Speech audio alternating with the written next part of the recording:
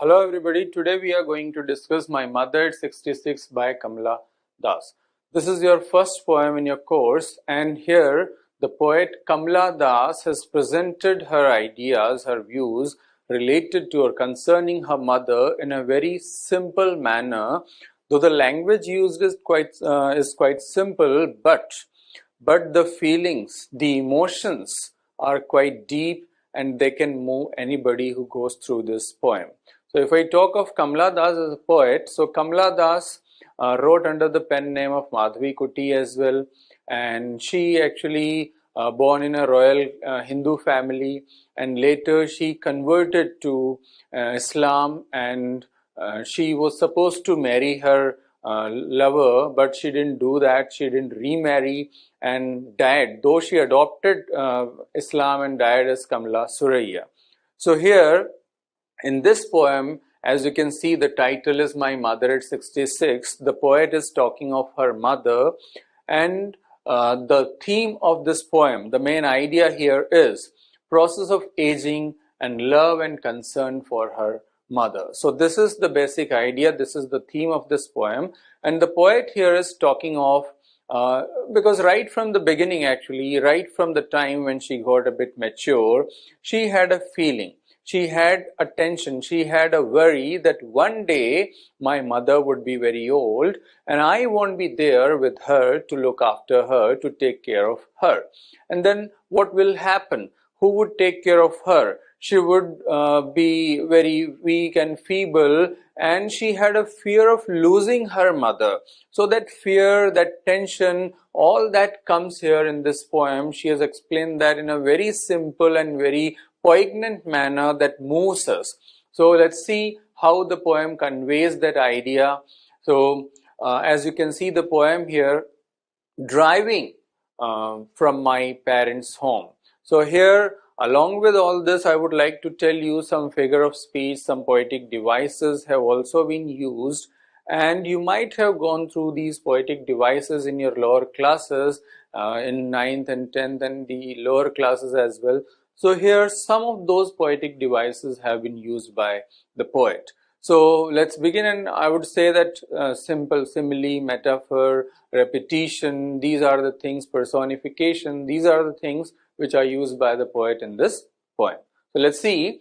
Driving from my parents' home to Cochin last Friday morning, I saw my mother beside me, doors open mouth. So this is the poem, as you can see here. And as I said right in the beginning, that the language is very simple. It's quite, we don't need even to discuss the first few lines. But yes, as I said, the emotion, the feelings are very much deep. Now what is that? Let's see that she is going away from her family home, from her parents' home, and where she is going and who is there with her in the car. Now, of course, it's not written that she is going in a car, but I'm telling you, okay, that she is moving in a car. So, how it is actually that she is departing, she is going away from her parents' home, and that is Friday morning, and her mother is sitting beside her. So that is the scene, and as so far it is quite simple. Now what her mother is dozing. Dozing means what? Feeling sleepy. As you might have seen while traveling, people, they doze, they just fall upon you, recline on you, just mouth wide open, yawning and all. So this is the scene here, the mother is dozing. Now what does that mean, or why it is so actually? It is because of the old age, and we can also say what, that she might be feeling quite weak and exhausted, so that might be the reason that she was dozing. And then what she says, what? Beside me, doors open mouths. So it means having a good sleep, all tension free or so perhaps. So that's why this open mouth. Her face, let me move this on to the next. Her face ashen like that of a corpse. Now here the poet is using simile. What?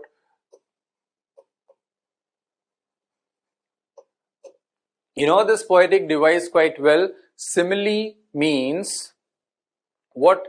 That the we compare two things using like or as, and the thing is that they should be totally dissimilar. They should be totally, we can say, different. So here mother is, or mother's face is being compared with a corpse, right?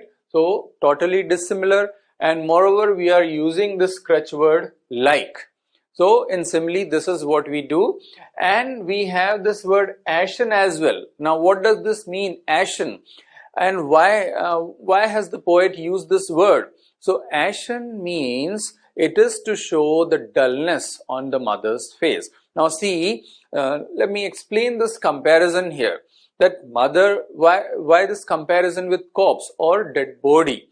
So, as the dead body has no charm, no grace, no glow, it is all pale and it is all dull and all wrinkled and stiff. Similarly, mother in her old age has become all stiff and, sorry, I should say all wrinkled, just crisscross lines running from here to there, and that youthful grace and charm, the beauty has all grown dull.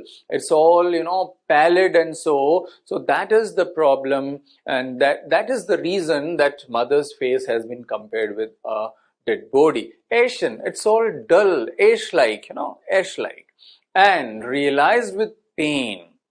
Now, let's move on. Realized with pain that she was as old as she looked. Now, what does that mean? Now, why this pain actually? Because I told you that right from the time she got a bit mature, she had this fear. She had this fear in her heart that one day,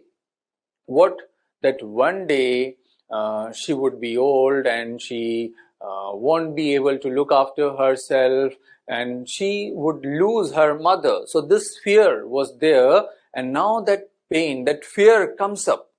That fear comes back, and that's why this pain, that realization was there. She realized that the moment has come. What she had thought of earlier about her mother, that one day this would happen. So the moment had come, and that's why that pain, that feeling of pain was there, that realization was there.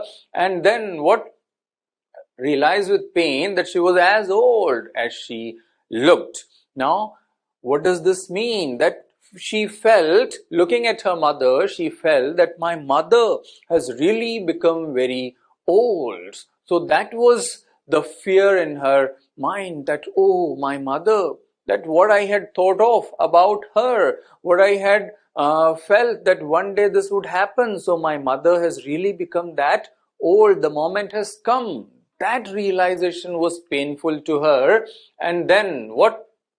Put that thought away. What she did? Put that thought away and looked out at young trees sprinting and merry children spilling out of their homes. Now here we have two literary devices, two figures of speech. So I'll tell you what. One is here we have, this is personification, and the other is metaphor, right? These are the two literary devices used here. One, personification, and the other is what? Metaphor. So I'll give you a brief idea of what these two things are. Personification means what? When we compare or when we present a non-living thing as living, when we give some abstract thing, just body and soul, it means the qualities of a human being, some humanly quality. So that is called personification. And here the trees are presented as sprinting, running. And trees don't run. So this is personification. Trees don't run. But when we travel, you might have seen, when we travel in a car or bus or any such vehicle, you might have seen the trees move back in a fast manner. They just go back in a fast manner. Here the same is happening, but there is something else. And what is that? That time is fleeting. That is what the poet is trying to tell us, that time is fleeting.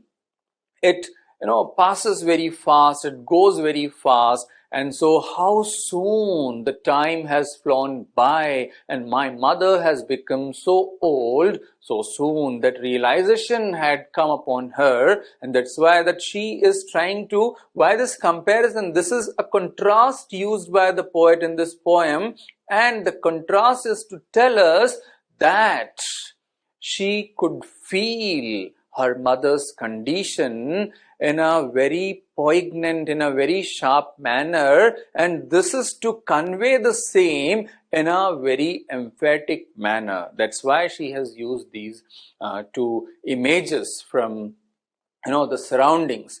So one is this personification trying to tell us that mother has become so old very soon, and the other is merry children spilling. Now, do children spill? Of course not. So then what is it? Spill we use for like some water spill, oil spill, or say bean spill, but here children are spilling. So what does the poet is trying to tell us? Here the poet is telling or saying what? That children are rushing out of their homes. Children are just coming out of all, bubbly and energetic and vibrant. They are coming out of, rushing out of their homes out to play. So what's the purpose behind this? She wants to tell us that outside it is all full of energy and vibrance and enthusiasm and liveliness and freshness, and inside her mother, symbolizing just the opposite of all that, lack of energy, lack of vitality, lack of enthusiasm, all passive, all dull, all inert. So that is what the two things, this contrast tell us, that how the outside atmosphere was and how it was inside, how her mother was in that old age. That is what the poet is telling us. And then what?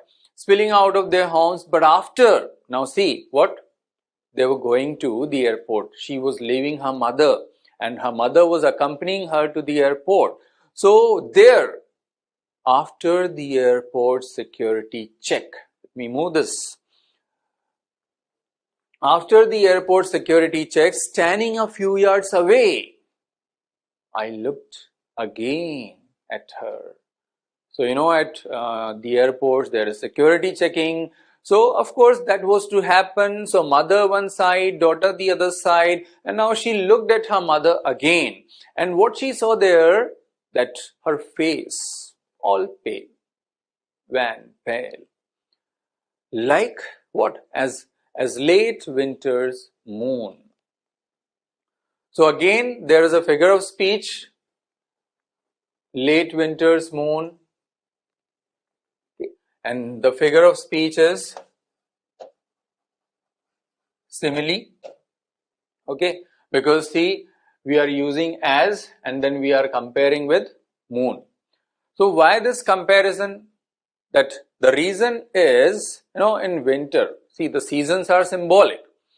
If it is spring, spring is symbolic of freshness, enthusiasm, and winter is symbolic of death, decay and passivity.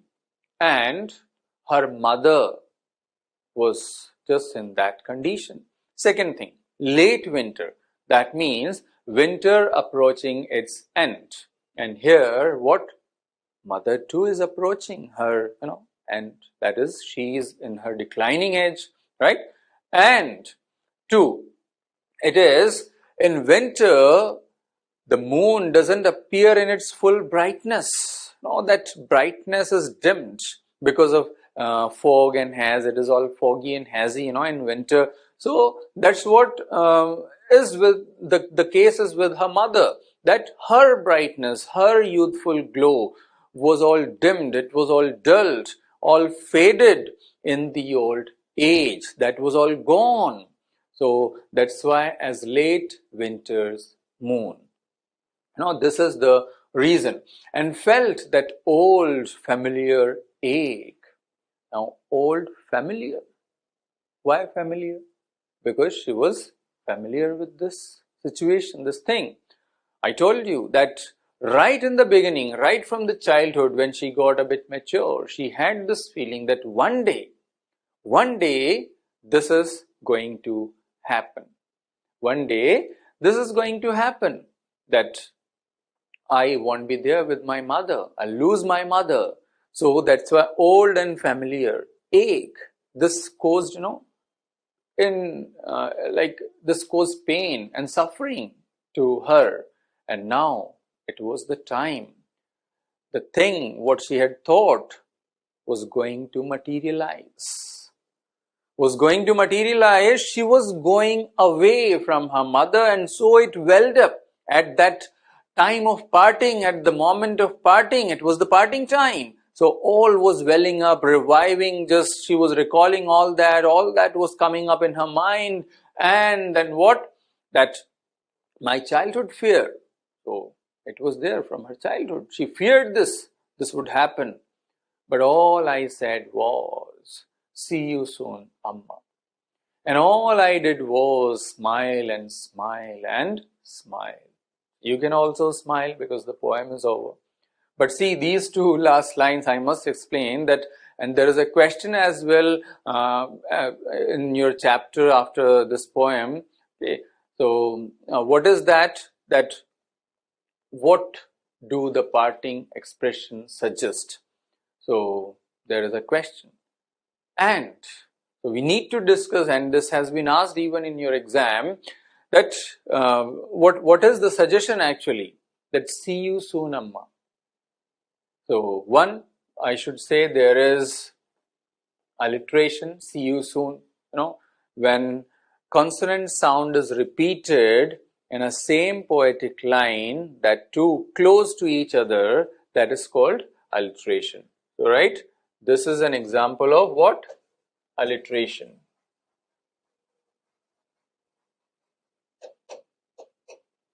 Fine. And then I said, see you soon, Amma. So what does this mean, and what she is trying to convey here? Actually, she is trying to give an assurance to her mother that, mother, you don't worry. You don't worry at all. I'll be there with you to take care of you. I'll come back.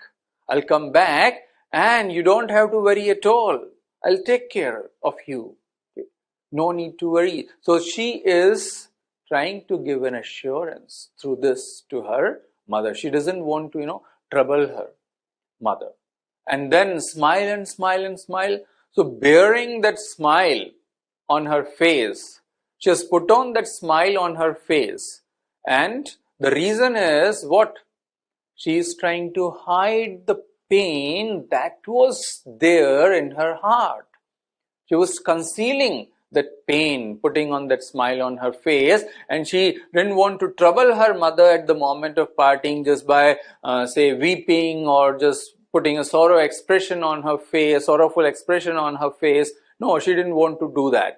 She just wanted to part happily and just wanted to keep her mother happy as well. So that's why the smile and smile and smile. So this word has been repeated here thrice, and we'll call it what? Repetition. Okay. So this is also a figure of speech. So this is all about your poem. I think it's very much clear now. It's very simple. The idea, as I stated right in the beginning, what is the theme? That the love for mother, the concern for her mother, the process of aging. So this is the basic idea here.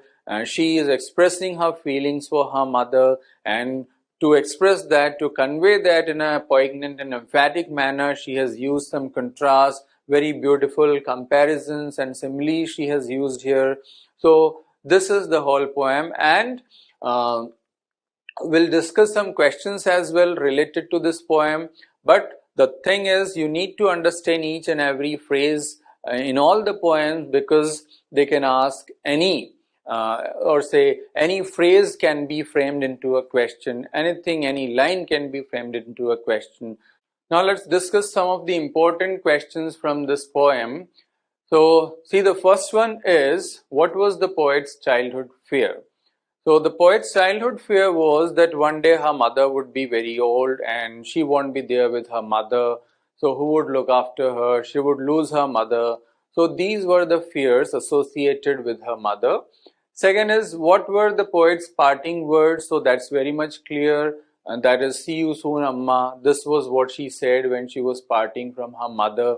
And why did the poet smile and smile? So the smile was to hide the pain that was already there in her heart. She didn't want to trouble her mother. She just wanted to leave her mother all happy. That's why she smiled. What thought did the poet drive away from her mind? So it was in the early part of the poem we discussed that what was the thought? That her mother had become very old. So this was the thoughts that she drove away from her mind. She didn't want to feel, that painful and sorrowful at that time. So she drove that away and just focused on the children spilling out of or coming out of their home and the trees sprinting. How do you know that the joyful scene didn't help her drive away the painful thought from her mind? Because she actually, though even she focused on the children, she saw the children out, she saw the trees sprinting, even then it was unable, it didn't help her drive away the painful thought, because that thought was there in her heart right from a very early time, right from her childhood. She would think of this thing again and again, that one day this will happen. She was that much attached to her mother, she that much loved her mother, and so she thought of this quite from the early time, and now that moment has come. So that's why we can say that it was not something that could easily be driven away from her mind, right? And then what are the merry children symbolic of?